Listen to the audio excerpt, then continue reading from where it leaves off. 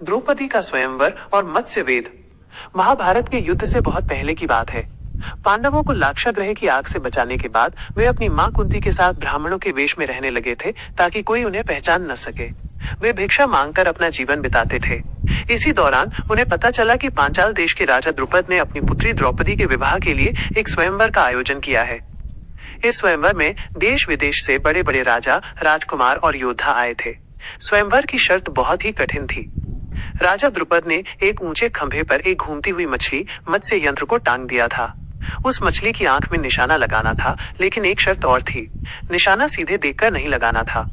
खंभे के नीचे एक बर्तन में पानी रखा गया था और योद्धा को केवल उस पानी में दिख रही मछली की परछाई को देखकर निशाना लगाना था। सबसे पहले बड़े बड़े राजा और योद्धा आए।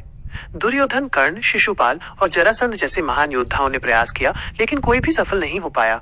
कोई धनुष को उठा नहीं पाया तो किसी का निशाना चूक गया।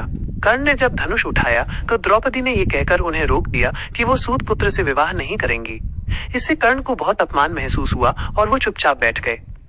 जब सभी राजा और राजकुमार हार मान गए तो द्रुपद बहुत चिंतित हुए। उन्हें लगा कि अब उनकी पुत्री का विवाह नहीं हो पाएगा। तभी ब्राह्मणों की भीड़ से एक युवा ब्राह्मण आगे आया।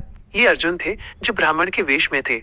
सभी लोग उन्हें देखकर हंसने लगे कि एक साधारण ब्राह्मण का बेटा भला इतना बड़ा धनुष कैसे उठा पाएगा। द्रौपदी और उनके पिता राजा द्रुपद भी हैरान थे, लेकिन अर्जुन ने सभी की बातों को अनसुना करते हुए गुरु द्रोणाचार्य को मन ही मन प्रणाम किया। उन्होंने शांत मन से धनुष उठाया। फिर उन्होंने नीचे पानी में मछली की परछाई देखी और बिना हिले डुले एकाग्र होकर निशाना लगाया। एक ही बाण से सीधे मछली की आंख को बेध दिया। अर्जुन के इस अद्भुत कौशल को देखकर सभी लोग चकित रह गए। द्रौपदी ने प्रसन्न होकर अर्जुन के गले में वरमाला डाल दी और उन्हें अपना पति स्वीकार कर लिया। जब अर्जुन द्रौपदी को लेकर घर पहुंचे तो उन्होंने बाहर से ही अपनी मां कुंती से कहा, मैया देखो हम भिक्षा में क्या लाए हैं।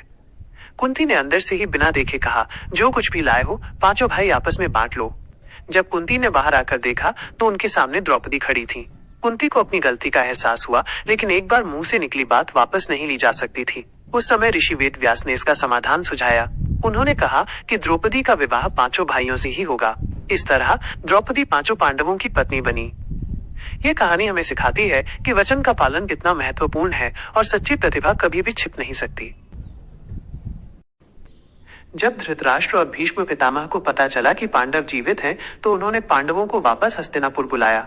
उस समय हस्तिनापुर का राजा दुर्योधन था और वह पांडवों को उनका हिस्सा देने को तैयार नहीं था। भीष्म पितामह और धृतराष्ट्र ने दुर्योधन को बहुत समझाया, जिसके बाद राज्य का बंटवारा हुआ।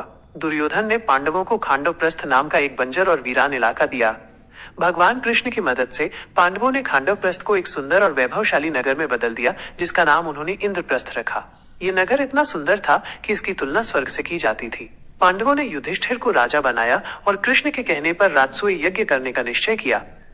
राजसूय यज्ञ एक बहुत ही बड़ा और महत्वपूर्ण यज्ञ था, जो केवल चक्रवर्ती सम्राट ही कर सकता था।